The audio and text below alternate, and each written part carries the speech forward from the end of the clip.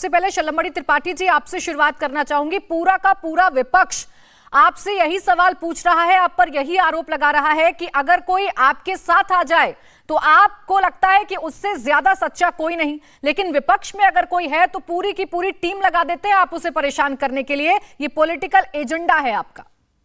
देखिए, ये आपको भी पता है और हमारे विपक्ष के साथियों को भी पता है और देश की बहुत प्रबुद्ध जो जनता है उसको भी पता है कि कोई यूं ही न तो परेशान होता है, न किसी को एजेंसियां ट्रैप करती हैं, न कार्रवाई होती है और न कोई इतने समय लंबे समय तक जेल में रहता है। आधार होता है उसके पीछे कारण होता है। आप देखिए, जो सत्येंद्र जैन है, जो आम आदमी पार्टी के मंत्री रहे और वो कितने लंबे वक्त से जेल में है।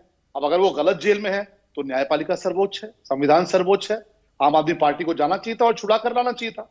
मनीष सिसोदिया को लेकर तो ये लोग सुप्रीम कोर्ट तक गए और सुप्रीम कोर्ट ने क्या कहा कि आप नीचे जाइए और कोर्ट में मामला चल रहा है। फ्रीडम ऐप से सीखकर आपने पौधशाला की शुरुआत की है क्या? अगर ऐसा है तो आप अपने पौधों को 1 करोड़ फ्रीडम ऐप के जो ग्राहक हैं उन्हें बिना किसी खर्चे के आप उसे बेच सकते हैं।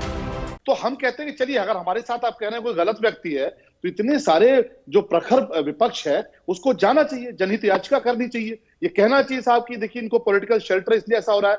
लेकिन दरअसल ये बात वही है कि जब आम आदमी पार्टी जो कहती है कि हम आंदोलन से निकले हुए पार्टी हैं, जब आम आदमी पार्टी के लोग कहते थे ये कि नहीं साहब देखिए पॉलिटिकल शेल्टर होता है, पॉलिटिकल संरक्षण होता है और इसलिए भ्रष्टाचारियों के खिलाफ कार्रवाई नहीं होती। यही अरविंद केजरीवाल जी थे, किसका नाम लेते थे। शीला दीक्षित जी को कहते थे कि मैं आऊंगा तो 48 घंटे में जेल भेज दूंगा। लालू प्रसाद यादव महाभ्रष्ट है, अरविंद केजरीवाल जी ने कहा और तमाम सारे नेताओं को लेकर कहा। तो हम तो वही कह रहे हैं कि देखिए ये काम हमारा, इस पे कोई टिप्पणी करने का अधिकार नहीं बनता और इसलिए नहीं बनता कि एजेंसियां इस देश की निष्पक्ष हैं, संविधान के दायरे में है, न्यायपालिका के दायरे में है, वो अपना काम कर रही है और देश की जनता देख रही है कि 200-200 करोड़ के घोटाले वो लोग कर रहे हैं जो कहते थे कि हम आंदोलन से निकल कर आए हैं, जो कहते थे हम जनता की आवाज बनेंगे, जो कहते थे हम लोकपाल लेकर आएंगे, जो कहते थे हम आमरण अनशन कर रहे हैं और कल को हम कुर्सी पर बैठ गए तो हम भी ना बदल जाए, इसलिए हम आमरण अनशन कर रहे हैं। आज देश की जनता देख रही है कि कैसे शराब में मुनाफाखोरी कराने के लिए 5% से 12% अपने दोस्तों को कैसे कमवाया जाए और 219 करोड़ का घोटाला कैसे किया जाए,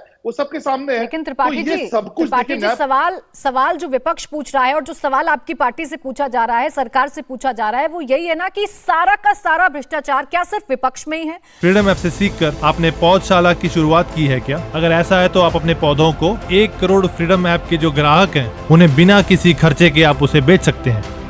वो तमाम नाम जिन पर पहले कभी भ्रष्टाचार के आरोप लगे थे, अपनी अपनी पार्टी छोड़कर अगर बीजेपी में शामिल हो गए तो अब पता ही नहीं है कि उनके खिलाफ जांच चल भी रही है या बंद हो गई है या चल भी रही है तो कहां तक पहुंच गई है।